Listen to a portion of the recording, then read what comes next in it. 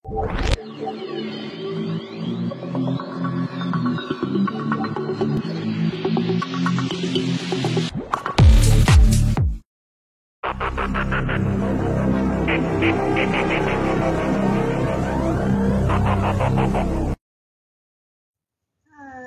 selamat kembali ke channel Cikgu Steffi Min. Tajuk pelajaran kita pada hari ini ialah Sains Tingkatan 5 Bab 3 Kelestarian Alam Sekitar Bahagian 2.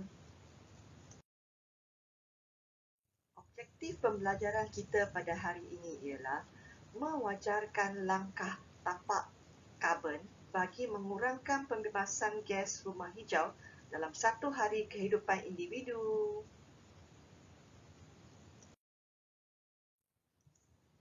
Apakah yang dimaksudkan dengan tapak tangan karbon? Tapak tangan karbon merujuk kepada impak positif terhadap kelestarian alam sekitar yang disebabkan oleh produk sepanjang kitar hayatnya, ataupun boleh juga dimaksudkan sebagai amalan kita untuk mengurangkan pembebasan gas karbon dioksida ke atmosfera. Langkah-langkah tapak tangan karbon yang cikgu paparkan di sini lebih merujuk kepada langkah-langkah tapak tangan karbon yang boleh dijalankan ataupun dipraktikkan oleh organisasi.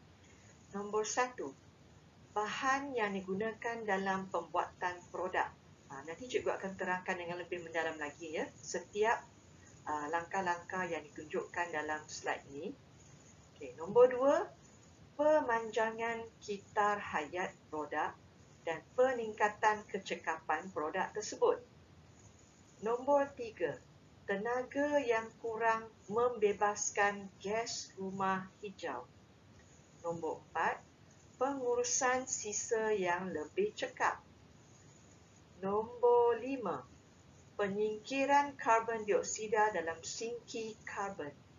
Kesemua langkah-langkah tapak tangan karbon ini bertujuan untuk mencapai alam sekitar yang lebih lestari.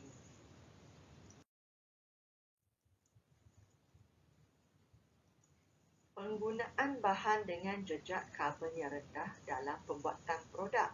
Apakah maksudnya kenyataan ini? Okey, maksudnya ialah bahan binaan tidak boleh baharu dan membebaskan karbon dioksida digantikan dengan bahan boleh baharu dan kurang membebaskan karbon dioksida. Contohnya bahan binaan simen ini.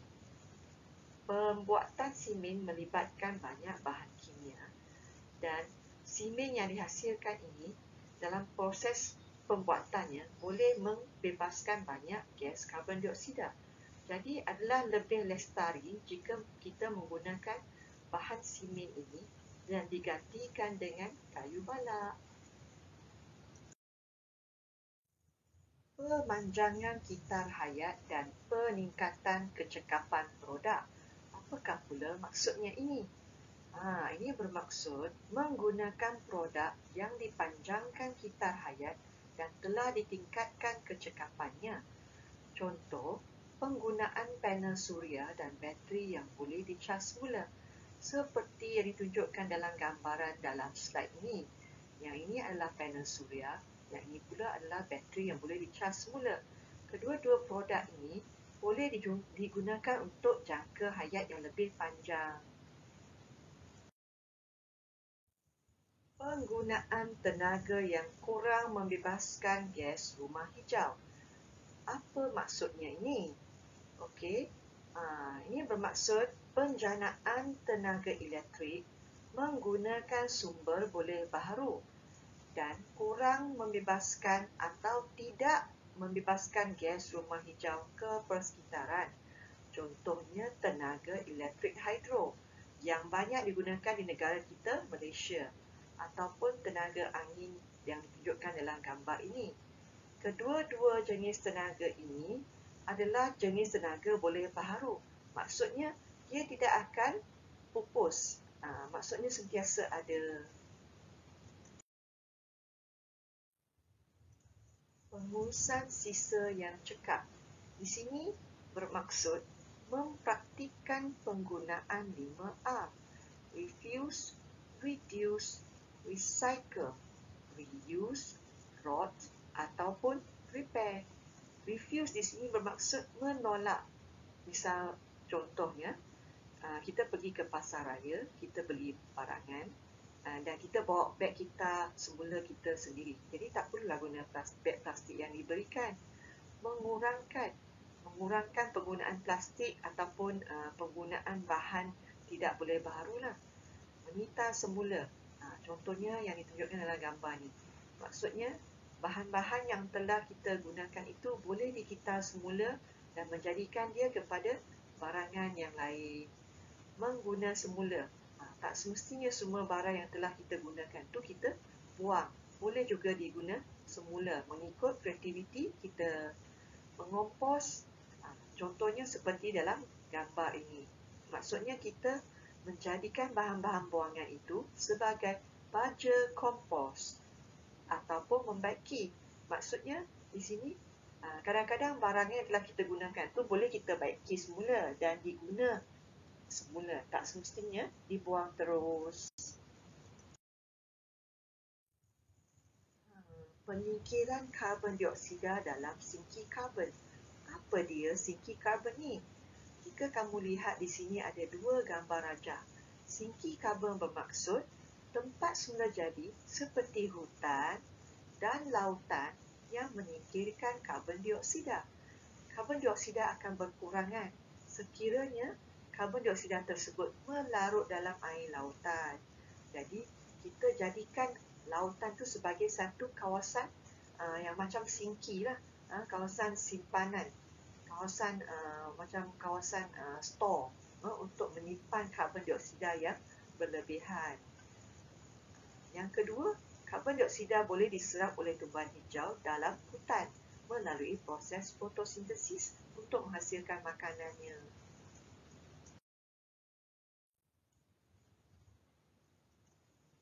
Kaedah tapak tangan pada peringkat individu.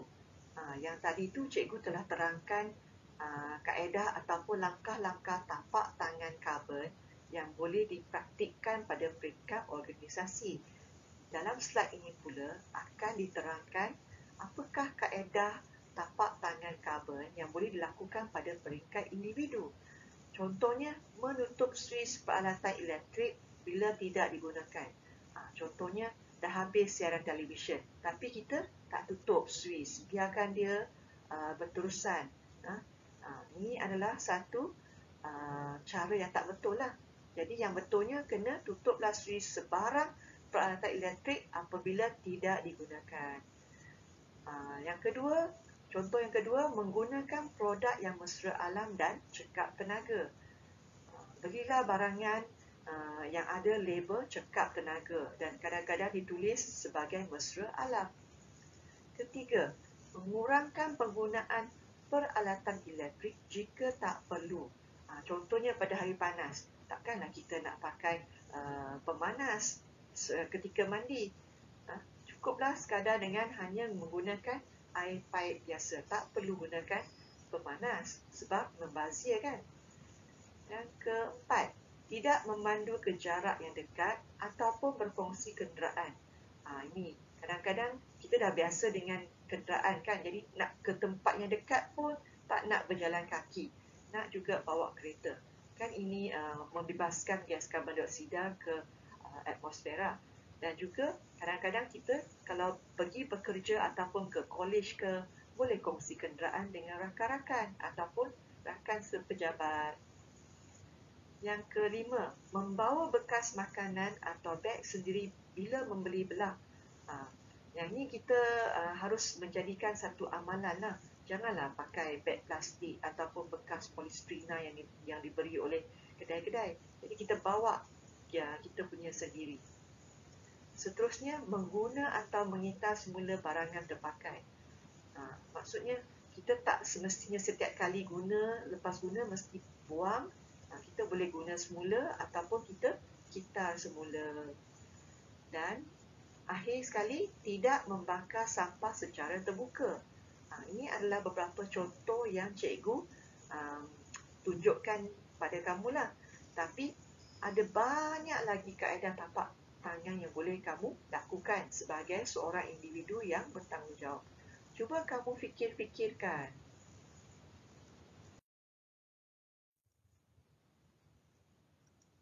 Semak cepat.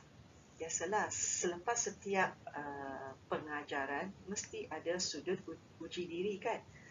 So, apakah yang dimaksudkan dengan tapak tangan karbon? Nombor 2, berikan 3 contoh langkah tapak tangan karbon yang boleh dipraktikkan di peringkat organisasi. Nombor 3, nyatakan 3 cara bagaimana orang perseorangan boleh mempraktikkan tapak tangan karbon. Sekianlah pelajaran pada hari ini. Jangan lupa subscribe channel cikgu ya. Bye.